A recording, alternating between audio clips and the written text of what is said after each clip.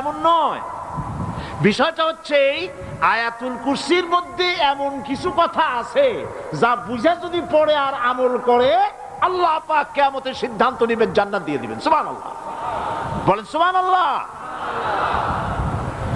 এর কারণ হলো আয়াতুল কুরসির মধ্যে আল্লাহ পাক সার্বভৌমত্বের কথা বলেছেন। আজ আমরা স্লোগান দেই সব সমস্যার সমাধান। ও মাশাআল্লাহ, চট্টগ্রামের সবাই বোধহয় এই পরিচিত স্লোগানটা জানেন না। জবাব তো আপনারা জবাব দিতে পারলেন না কেন? সব সমস্যার সমাধান দেন স্লোগান আপনারাই।